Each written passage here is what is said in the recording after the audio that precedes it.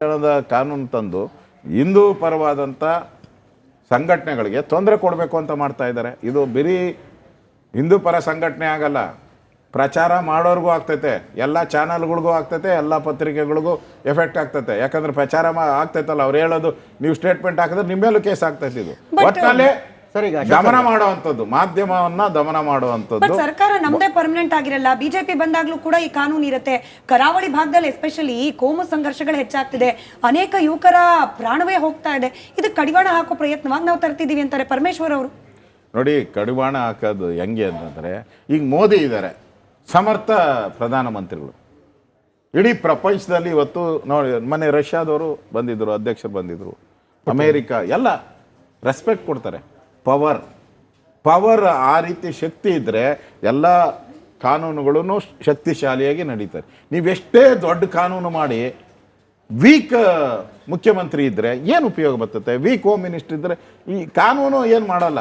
ನೀನು ಕಾನೂನು ಇರೋ ಕಾನೂನನ್ನು ಹೇಗೆ ಇಂಪ್ಲಿಮೆಂಟ್ ಮಾಡ್ತೀಯ, ಎಷ್ಟು ಸಮರ್ಥವಾಗಿ ಮಾಡ್ತೀಯ ಅನ್ನೋದು ಇಂಪಾರ್ಟೆಂಟೇ ಹೊರತು ನೀನು ಕಾನೂನು ಮಾಡಿ ಕಸದ ಬುಟ್ಟಿಗೆ ವೀಕ್ ಹೋಮ್ ಮಿನಿಸ್ಟರ್ ಅವ್ರು ಹೇಳಿದಾರಲ್ಲ. ನೀವೇ ಮಾಧ್ಯಮದಲ್ಲೇ ದಿನನಿತ್ಯ ಆಗ್ತಾ ಇದ್ದೀರಲ್ಲ, ಪ್ರತಿಯೊಂದಕ್ಕೂ ನನ್ಗೆ ಗೊತ್ತಿಲ್ಲ, ನಾನು ನೋಡಿಲ್ಲ, ವರದಿ ತರಿಸ್ಕೊಂತೀನಿ. ಇದು ನಿಮ್ಮ ಎಲ್ಲಾ ಚಾನಲ್ ಕುರ್ಚಿ ಕಾಳಗದ ನಡುವೆ ಕೆಲವೊಂದಷ್ಟು ಇಂಟ್ರೆಸ್ಟಿಂಗ್ ಡೆವಲಪ್ಮೆಂಟ್ ಆಗ್ತಿದೆ ಅಂತೆ ಸರ್. ಸತ್ಯಾನ ಸುಳ್ಳ, ನೀವು ವಿರೋಧ ಪಕ್ಷದವರಾಗಿರೋದ್ರಿಂದ ನಿಮ್ ಕಿವಿಗೂ ಬಿದ್ದಿರಬಹುದು. ನಿಮ್ಮ ಬಿಜೆಪಿ ಪಕ್ಷವನ್ನ ಬಹಳ ಇಷ್ಟಪಡುವ ಒಬ್ಬ ಮಂತ್ರಿ ಇದ್ದಾರೆ, ಪ್ರಿಯಾಂಕ್ ಖರ್ಗೆ ಅವರು ಅಂತ ಹೇಳಿ. ಅವರು ಮುಂದಿನ ದಿನಮಾನಗಳಲ್ಲಿ ಮತ್ತಷ್ಟು ಪ್ರಬಲ ಖಾತೆಗೆ ಹೋಗ್ತಾರಂತೆ, DCM ಕೂಡ ಆಗೋ ಸಾಧ್ಯತೆ ಇದೆಯಂತೆ. ಇಲ್ಲ ಹೋಮ್ ಮಿನಿಸ್ಟರ್ ಮಾಡಿದ್ರು ಮಾಡ್ಬೋದು, ಆಗ ಸ್ಟ್ರಾಂಗ್ ಆಗ್ತಾರೇನು? ಹೋಮ್ ಮಿನಿಸ್ಟ್ರಿ ಸ್ಟ್ರಾಂಗ್ ಆಗುತ್ತೇನು? ಅವರು ಮಾತಾಡ್ತಾ ಇರೋ ಮಾತುಗಳು ಇವೆಲ್ಲ ನೋಡಿದ್ರೆ, ಅವ್ರ ತಂದೆಯವರು ಇದಾರಲ್ಲ, ಅವರು ನನಗೆ ಕುರ್ಚಿ ಮಿಸ್ ಆಗಿದೆ, ನಾನು ಮುಖ್ಯಮಂತ್ರಿ ಆಗಬೇಕಾಯ್ತು, SM ಕೃಷ್ಣರಾವ್ ಹುಟ್ರು, ನಾನು ಆಗಬೇಕಾಯಿತು, ನನಗೆ ಕೂಲಿಗೆ ಸರಿಯಾದಂಥ ಬೆಲೆ ಕೊಟ್ಟಿಲ್ಲ ಅಂಥೇಳಿ ಅವ್ರದ್ದಾಗಿದೆ. ಅದನ್ನು ಅವರ ಮಗನ ಮುಖಾಂತರ ತೀರ್ಸ್ಕೊಬೋದು. ಈಗ ಧೃತರಾಷ್ಟ್ರ ದುರ್ಯೋಧನ ಮುಖಾಂತರ ತೀರ್ಸ್ಕೊಂಡ ಅಧಿಕಾರದ ಇದನ್ನು, ಹಂಗೆ ಇವರು ತೀರ್ಸ್ಕೊಬೋದು. ಇವರು ಆ ಪವರ್ನ ಮಗನಿಗೆ ಸಿಗಲಿ ಅಂತ 100% ಡೌಟ್ ಇಟ್ಕೊಂಬೇಡಿ. ಇವಾಗ ನೀವೇನು ಹೇಳ್ತಾ ಇದ್ದೀರಲ್ಲ, 100ಕ್ಕೆ 100 ಸತ್ಯವಾದಂಥ ಮಾತು. ಜನಗಳಲ್ಲಿ ಆಗಲೇ ಬಂದ್ಬಿಟ್ಟಿದೆ ಮಾತು. ಜನಗಳ ಪರವಾಗಿ ನೀವು ಹೇಳಿದ್ದೀರಾ, ನಾನು ನಿಮ್ಮ ಪರವಾಗಿ ಹೇಳ್ತೀನಿ, ಇದು ಸತ್ಯ ಆಗಿ ಆಗ್ತದೆ. ಬಟ್ ಅವ್ರು IT-BT ಸಚಿವರಾಗಿದ್ದಾಗೇನೆ RSS ಬ್ಯಾನ್ ಮಾಡ್ಲಿಕ್ಕೆ ಹೊರಟ್ರು. ಇನ್ನು ಹೋಮ್ ಮಿನಿಸ್ಟರ್ DCM ಆಗ್ಬಿಟ್ರೆ ಏನ್ ಕತೆ ಅಂತ ಬಿಜೆಪಿಗೆ ಆತಂಕ ಇಲ್ವಾ ಇದ್ರ ಬಗ್ಗೆ? ಅವ್ರದ್ದು ಅರ್ಧ ಆಯ್ಸೆ ಮುಗ್ದೋಗ್ಬಿಟ್ಟಿದೆ, ಇರೋದೇ 2 ವರ್ಷ. ಏನು ಮಾಡ್ತಾರೆ ನೋಡ್ತೀವಿ ನಾವು. ಏನು ಮಾಡಕ್ಕೆ 2 ವರ್ಷದಲ್ಲಿ ಏನು ಮಾಡೋಕ್ಕಾಗಲ್ಲ. ಔಟ್ ಗೋಯಿಂಗ್ ಇನ್ನು ಸನ್ಮಾನಗಳು ಇನ್ನೊಂದು 6 ತಿಂಗಳಾಗ್ಬಿಟ್ರೆ ಇನ್ಮೇಲೆ ಸನ್ಮಾನಗಳು ಎಲ್ಲ ಮಂತ್ರಿಗಳಿಗೂ ಮುಖ್ಯ ಸನ್ಮಾನಗಳು ಮಾಡಿಸ್ಕೊಬೇಕೆ ಹೊರತು ಯಾರು ಯಾವ ಅಧಿಕಾರಿನೂ ಇವ್ರು ಮಾತೇ ಕೇಳಲ್ಲ. IAS ಅವರು IPS ಅವರು ಭಾಳ ಹುಷಾರವರು.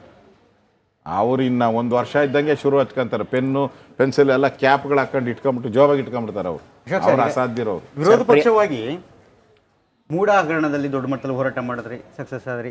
ವಾಲ್ಮೀಕಿ ಹಗರಣವನ್ನು ಕೂಡ ಮಾಡಿದ್ರಿ, ಅದು ಕೂಡ ಸಕ್ಸಸ್ ಆದ್ರಿ. ನಾಗೇಂದ್ರ ಅವರ ರಾಜೀನಾಮೆ ಕೂಡ ಪಡೆದ್ರಿ, ಅದು ಕೂಡ ಆಯಿತು. ಆದರೆ ಅವೆರಡೂ ಹೋರಾಟಗಳ ನಂತರ ಎಲ್ಲೋ ಒಂದು ಕಡೆ ವಿರೋಧ ಪಕ್ಷ ಸೈಲೆಂಟ್ ಆಗಿದೆ ಅಂತ, ಅಗ್ರೆಸಿವ್ ಆದಂಥ ಹೋರಾಟಗಳು ಆಗ್ತಾ ಇಲ್ಲ ಇತ್ತೀಚೆಗೆ. ಒಂದು ಕಡೆಗೆ ನಿಮ್ಮಲ್ಲಿ ರಾಜ್ಯಾಧ್ಯಕ್ಷ ಸ್ಥಾನದ ಕಿತ್ತಾಟದಿಂದಾಗಿ ಒಂದಷ್ಟು ಅಂತರ ಆಯಿತು. ಸೊ ಅದು ಎಲ್ಲೋ ಒಂದು ಕಡೆಗೆ ಹೋರಾಟದ ಮೇಲೆ ಪರಿಣಾಮ ಬೀರ್ತು. ಬಿಜೆಪಿ ಸೈಲೆಂಟ್ ಆಯಿತು, ವಿರೋಧ ಪಕ್ಷ ಸೈಲೆಂಟ್ ಆಯಿತು ಅಂತಕ್ಕಂಥ ಒಂದಷ್ಟು ಆರೋಪಗಳು.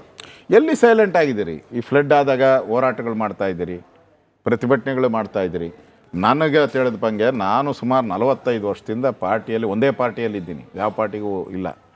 ಇಷ್ಟು ಹೋರಾಟ ಮಾಡಿದ್ದಂಥ ಅವಧಿ ವರ್ಷ ಯಾವತ್ತೂ ಇಲ್ಲ. ಅಷ್ಟು ಹೋರಾಟಗಳನ್ನು ಮಾಡಿದ್ದೀವಿ. ಆಗ್ತತೆ. ಏನು ವರ್ಷ ಪೂರ್ತಿ ಒಂದೇ ಥರ ಹೋರಾಟಗಳು ಮಾಡೋಕ್ಕಾಗಲ್ಲ, ವಿಷಯಾಧಾರಿತ ಹೋರಾಟಗಳು ಮಾಡ್ಬೇಕು. ಸುಮ್ಮನೆ ಹೋರಾಟ ಮಾಡಿದ್ರೆ ವಿರೋಧ ನಿಮ್ಮ ಪಕ್ಷದಿಂದನೇ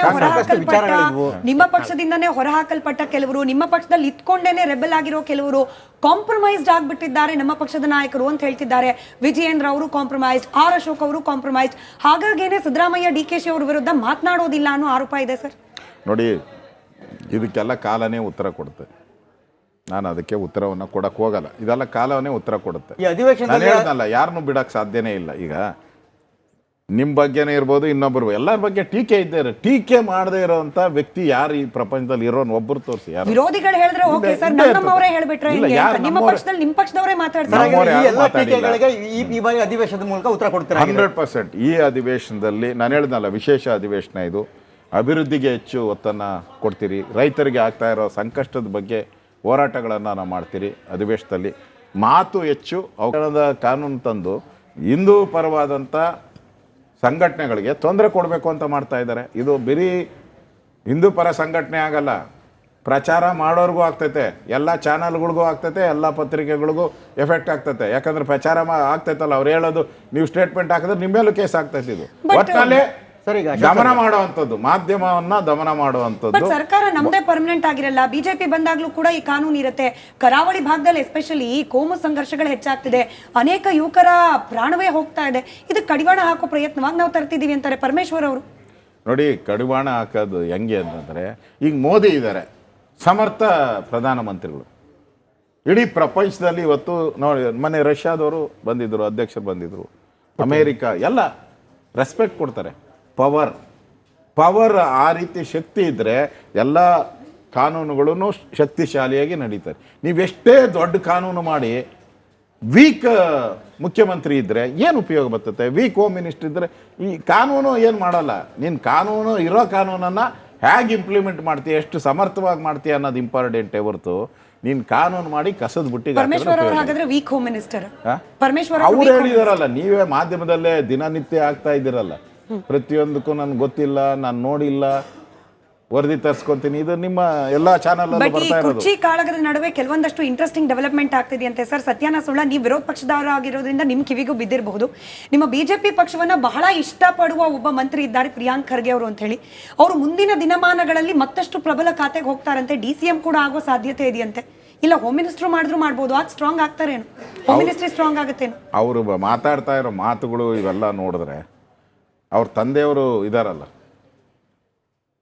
ಅವರು ನನಗೆ ಕುರ್ಚಿ ಮಿಸ್ ಆಗಿದೆ, ನಾನು ಮುಖ್ಯಮಂತ್ರಿ ಆಗಬೇಕಾಯ್ತು, SM ಕೃಷ್ಣಾರಾವ್ ನಾನಾಗಬೇಕಾಯಿತು, ನನಗೆ ಕೂಲಿಗೆ ಸರಿಯಾದಂಥ ಬೆಲೆ ಕೊಟ್ಟಿಲ್ಲ ಅಂಥೇಳಿ ಅವ್ರದ್ದಾಗಿದೆ. ಅದನ್ನು ಅವರ ಮಗನ ಮುಖಾಂತರ ತೀರ್ಸ್ಕೊಬೋದು. ಈಗ ಧೃತರಾಷ್ಟ್ರ ದುರ್ಯೋಧನ ಮುಖಾಂತರ ತೀರ್ಸ್ಕೊಂಡ ಅಧಿಕಾರದ ಇದನ್ನು, ಹಂಗೆ ಇವರು ತೀರ್ಸ್ಕೊಬೋದು. ಇವರು ಆ ಪವರ್ನ ಮಗನಿಗೆ ಸಿಗಲಿ ಅಂತ 100% ಡೌಟ್ ಇಟ್ಕೊಂಬೇಡಿ. ಇವಾಗ ನೀವೇನು ಹೇಳ್ತಾ ಇದ್ದೀರಲ್ಲ, 100ಕ್ಕೆ 100 ಸತ್ಯವಾದಂಥ ಮಾತು. ಜನಗಳಲ್ಲಿ ಆಗಲೇ ಬಂದ್ಬಿಟ್ಟಿದೆ ಮಾತು. ಜನಗಳ ಪರವಾಗಿ ನೀವು ಹೇಳಿದ್ದೀರಾ, ನಾನು ನಿಮ್ಮ ಪರವಾಗಿ ಹೇಳ್ತೀನಿ, ಇದು ಸತ್ಯ ಆಗಿ ಆಗ್ತದೆ. ಬಟ್ ಅವ್ರು IT-BT ಸಚಿವರಾಗಿದ್ದಾಗೇನೆ RSS ಬ್ಯಾನ್ ಮಾಡ್ಲಿಕ್ಕೆ ಹೊರಟ್ರು. ಇನ್ನು ಹೋಮ್ ಮಿನಿಸ್ಟರ್ DCM ಆಗ್ಬಿಟ್ರೆ ಏನ್ ಕತೆ ಅಂತ ಬಿಜೆಪಿಗೆ ಆತಂಕ ಇಲ್ವಾ ಇದ್ರ ಬಗ್ಗೆ? ಅವ್ರದ್ದು ಅರ್ಧ ಆಯ್ಸೆ ಮುಗ್ದೋಗ್ಬಿಟ್ಟಿದೆ, ಇರೋದೇ 2 ವರ್ಷ. ಏನು ಮಾಡ್ತಾರೆ ನೋಡ್ತೀವಿ ನಾವು. ಏನು ಮಾಡಕ್ಕೆ 2 ವರ್ಷದಲ್ಲಿ ಏನು ಮಾಡೋಕ್ಕಾಗಲ್ಲ. ಔಟ್ ಗೋಯಿಂಗ್ ಇನ್ನು ಸನ್ಮಾನಗಳು ಇನ್ನೊಂದು 6 ತಿಂಗಳಾಗ್ಬಿಟ್ರೆ ಇನ್ಮೇಲೆ ಸನ್ಮಾನಗಳು ಎಲ್ಲ ಮಂತ್ರಿಗಳಿಗೂ ಮುಖ್ಯ ಸನ್ಮಾನಗಳು ಮಾಡಿಸ್ಕೊಬೇಕೆ ಹೊರತು ಯಾರು ಯಾವ ಅಧಿಕಾರಿನೂ ಇವ್ರು ಮಾತೇ ಕೇಳಲ್ಲ. IAS ಅವರು IPS ಅವರು ಭಾಳ ಹುಷಾರವರು. ಅವ್ರು ಇನ್ನು 1 ವರ್ಷ ಇದ್ದಂಗೆ ಶುರು ಹಚ್ಕೊಂತಾರೆ, ಪೆನ್ನು ಪೆನ್ಸಿಲ್ ಎಲ್ಲ ಕ್ಯಾಪ್ಗಳು ಹಾಕೊಂಡು ಇಟ್ಕೊಂಡ್ಬಿಟ್ಟು ಜೋಬಾಗಿ ಇಟ್ಕೊಂಡ್ಬಿಡ್ತಾರೆ ಅವ್ರು ಅಸಾಧ್ಯರವ್ರು. ವಿರೋಧ ಪಕ್ಷವಾಗಿ ಮೂಡ ಹಗರಣದಲ್ಲಿ ದೊಡ್ಡ ಮಟ್ಟದಲ್ಲಿ ಹೋರಾಟ ಮಾಡಿದ್ರಿ, ಸಕ್ಸಸ್ ಆದ್ರಿ. ವಾಲ್ಮೀಕಿ ಹಗರಣವನ್ನು ಕೂಡ ಮಾಡಿದ್ರಿ, ಅದು ಕೂಡ ಸಕ್ಸಸ್ ಆದ್ರಿ. ನಾಗೇಂದ್ರ ಅವರ ರಾಜೀನಾಮೆ ಕೂಡ ಪಡೆದ್ರಿ, ಅದು ಕೂಡ ಆಯಿತು. ಆದರೆ ಅವೆರಡೂ ಹೋರಾಟಗಳ ನಂತರ ಎಲ್ಲೋ ಒಂದು ಕಡೆ ವಿರೋಧ ಪಕ್ಷ ಸೈಲೆಂಟ್ ಆಗಿದೆ ಅಂತ, ಅಗ್ರೆಸಿವ್ ಆದಂಥ ಹೋರಾಟಗಳು ಆಗ್ತಾ ಇಲ್ಲ ಇತ್ತೀಚೆಗೆ. ಒಂದು ಕಡೆಗೆ ನಿಮ್ಮಲ್ಲಿ ರಾಜ್ಯಾಧ್ಯಕ್ಷ ಸ್ಥಾನದ ಕಿತ್ತಾಟದಿಂದಾಗಿ ಒಂದಷ್ಟು ಅಂತರ ಆಯಿತು. ಸೊ ಅದು ಎಲ್ಲೋ ಒಂದು ಕಡೆಗೆ ಹೋರಾಟದ ಮೇಲೆ ಪರಿಣಾಮ ಬೀರ್ತು. BJP ಸೈಲೆಂಟ್ ಆಯಿತು, ವಿರೋಧ ಪಕ್ಷ ಸೈಲೆಂಟ್ ಆಯಿತು ಅಂತಕ್ಕಂಥ ಒಂದಷ್ಟು ಆರೋಪಗಳು. ಎಲ್ಲಿ ಸೈಲೆಂಟ್ ಆಗಿದ್ದೀರಿ? ಈ ಫ್ಲಡ್ ಆದಾಗ ಹೋರಾಟಗಳು ಮಾಡ್ತಾ ಇದ್ದೀರಿ, ಪ್ರತಿಭಟನೆಗಳು ಮಾಡ್ತಾ ಇದ್ದೀರಿ. ನನಗೆ ತಿಳಿದ ಬಂಗೆ ನಾನು ಸುಮಾರು 45 ವರ್ಷದಿಂದ ಪಾರ್ಟಿಯಲ್ಲಿ ಒಂದೇ ಪಾರ್ಟಿಯಲ್ಲಿ ಇದ್ದೀನಿ, ಯಾವ ಪಾರ್ಟಿಗೂ ಇಲ್ಲ. ಇಷ್ಟು ಹೋರಾಟ ಮಾಡಿದ್ದಂಥ ಅವಧಿ ವರ್ಷ ಯಾವತ್ತೂ ಇಲ್ಲ. ಅಷ್ಟು ಹೋರಾಟಗಳನ್ನು ಮಾಡಿದ್ದೀವಿ. ಆಗ್ತತೆ. ಏನು ವರ್ಷ ಪೂರ್ತಿ ಒಂದೇ ಥರ ಹೋರಾಟಗಳು ಮಾಡೋಕ್ಕಾಗಲ್ಲ, ವಿಷಯಾಧಾರಿತ ಹೋರಾಟಗಳು ಮಾಡಬೇಕು. ಸುಮ್ಮನೆ ಹೋರಾಟ ಮಾಡಿದ್ರೆ ವಿರೋಧ ನಿಮ್ಮ ಪಕ್ಷದಿಂದನೇ ಹೊರಹಾಕಲ್ಪಟ್ಟ ಕೆಲವರು, ನಿಮ್ಮ ಪಕ್ಷದಲ್ಲಿ ಇತ್ಕೊಂಡೇನೆ ರೆಬೆಲ್ ಆಗಿರೋ ಕೆಲವರು ಕಾಂಪ್ರಮೈಸ್ಡ್ ಆಗ್ಬಿಟ್ಟಿದ್ದಾರೆ ನಮ್ಮ ಪಕ್ಷದ ನಾಯಕರು ಅಂತ ಹೇಳ್ತಿದ್ದಾರೆ. ವಿಜಯೇಂದ್ರ ಅವರು ಕಾಂಪ್ರಮೈಸ್ಡ್, R ಅಶೋಕ್ ಅವರು ಕಾಂಪ್ರಮೈಸ್ಡ್. ಹಾಗಾಗೇನೆ ಸಿದ್ದರಾಮಯ್ಯ DKಶಿ ಅವರ ವಿರುದ್ಧ ಮಾತನಾಡೋದಿಲ್ಲ ಅನ್ನೋ ಆರೋಪ ಇದೆ ಸರ್. ನೋಡಿ, ಇದಕ್ಕೆಲ್ಲ ಕಾಲನೇ ಉತ್ತರ ಕೊಡುತ್ತೆ. ನಾನು ಅದಕ್ಕೆ ಉತ್ತರವನ್ನು ಕೊಡಕ್ಕೆ ಹೋಗಲ್ಲ. ಇದೆಲ್ಲ ಕಾಲವನ್ನೇ ಉತ್ತರ ಕೊಡುತ್ತೆ. ನಾನು ಹೇಳ್ದಲ್ಲ, ಯಾರನ್ನೂ ಬಿಡಕ್ಕೆ ಸಾಧ್ಯನೇ ಇಲ್ಲ. ಈಗ ನಿಮ್ಮ ಬಗ್ಗೆನೇ ಇರ್ಬೋದು, ಇನ್ನೊಬ್ಬರು ಎಲ್ಲರ ಬಗ್ಗೆ ಟೀಕೆ ಇದ್ದಾರೆ. ಟೀಕೆ ಮಾಡದೇ ಇರೋಂಥ ವ್ಯಕ್ತಿ ಯಾರು ಈ ಪ್ರಪಂಚದಲ್ಲಿ ಇರೋನ್ ಒಬ್ಬರು ತೋರಿಸಿ. ಯಾರು ವಿರೋಧಿಗಳು ಹೇಳಿದ್ರೆ ಓಕೆ ಸರ್, ನಮ್ಮವರೇ ಹೇಳ್ಬಿಟ್ರೆ ನಿಮ್ಮ ಪಕ್ಷದಲ್ಲಿ ನಿಮ್ಮ ಪಕ್ಷದವರೇ ಮಾತಾಡ್ತಾರೆ. 100% ಈ ಅಧಿವೇಶನದಲ್ಲಿ ನಾನು ಹೇಳ್ದಲ್ಲ, ವಿಶೇಷ ಅಧಿವೇಶನ ಇದು.